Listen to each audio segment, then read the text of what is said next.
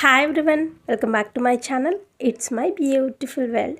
ఈ వీడియోలో పిల్లల కోసం హెల్తీగా టేస్టీగా బియ్యం పెసరపప్పు ఈక్వల్ క్వాంటిటీలో తీసుకుని కిచిడీని ప్రిపేర్ చేసుకుందాం. ఈ కిచిడీని సంవత్సరం నుంచి 3 సంవత్సరాల పిల్లలకు ఎన్ని పోషకాలు కావాలో అన్ని పోషకాలు అందే విధంగా ప్రిపేర్ చేసుకుందాం. పిల్లలకి చాలా బాగా నచ్చుతుంది. ఒకసారి ట్రై చేసి చూడండి. ఫస్ట్ ఒక గిన్నెని తీసుకొని అందులో 3 టేబుల్ స్పూన్స్ బియ్యాన్ని యాడ్ చేసుకోవాలి. బియ్యాన్ని 3 స్పూన్లు తీసుకున్నాం కదా, పెసరపప్పును కూడా 3 స్పూన్లు యాడ్ చేసుకోవాలి. కొన్ని వాటర్ని వేసి నీట్గా వాష్ చేసుకోవాలి. పెసరపప్పులో దుమ్ము అలా ఉంటుంది. పిల్లల కోసం ప్రిపేర్ చేస్తున్నాం కదా, 2-3 సార్లు నీట్గా వాష్ చేసుకోవాలి. ఇలా వాష్ చేసుకున్న తర్వాత ఒక స్పూన్కి 4 స్పూన్ల చొప్పున వాటర్ యాడ్ చేసుకోవాలి. పెసరపప్పు బియ్యం కలిపి 1/2 కప్ వరకు వచ్చాయి కాబట్టి 2 కప్స్ వాటర్ వేసుకోవాలి. ఆ తర్వాత ఒక మీడియం సైజ్ బంగాళదుంపని తీసుకుని మొత్తం పీల్ చేసుకోవాలి. మొత్తం పీల్ చేసిన తర్వాత చిన్న చిన్న ముక్కలుగా కట్ చేసి పక్కన పెట్టుకోవాలి. నెక్స్ట్ మీడియం సైజ్ టమాటోని తీసుకుని టమాటోని కూడా చిన్న చిన్న సైజ్ ముక్కలుగా కట్ చేసి పక్కన పెట్టుకోవాలి. జనరల్గా ఉప్పు హెల్త్కి మంచిది కాదు. ఇక్కడ మనం పిల్లల కోసం ప్రిపేర్ చేస్తున్నాం కాబట్టి ఇంకొంచెం తక్కువ వేసుకోవటం మంచిది. ఈ టమాటోలో ఉన్న పులుపు వలన కొంచెం ఉప్పు తగ్గించి వేసిన టేస్ట్ బాగుంటుంది. ఆ తర్వాత స్టవ్ ఆన్ చేసి ఒక కుక్కర్ని పెట్టుకుని 1 టేబుల్ స్పూన్ నెయ్యిని యాడ్ చేసుకోండి.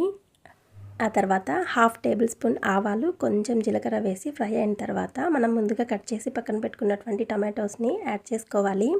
టమాటోస్ కొంచెం ఫ్రై అయిన తర్వాత 2 వెల్లుల్లిని తీసుకుని వేసుకోవాలి. ఆ తర్వాత ముందుగా కట్ చేసి పక్కన పెట్టుకున్న పొటాటో ముక్కల్ని కూడా వేసి కొంచెం సేపు ఫ్రై చేసుకోవాలి.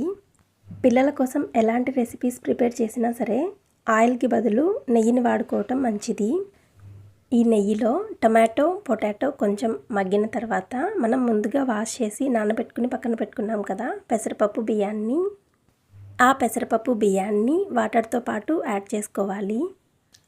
వీటన్నింటినీ ఒకసారి బాగా కలిపేసుకుని కొంచెం ఉప్పును వేసుకుని మూత పెట్టేసుకుని ఉడికించుకోవాలి. సిమ్లోనే పెట్టి ఉడికించుకోండి.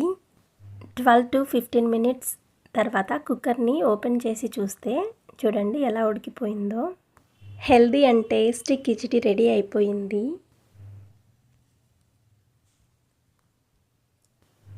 పళ్ళు వచ్చిన పిల్లలకైతే అలాగే తినిపించేయండి. పళ్ళు రాని పిల్లలకైతే చేత్తో కొంచెం అలా నలిపి తినిపించండి. టేస్టీగా ఉంటుంది కాబట్టి ఈజీగా తినేస్తారు.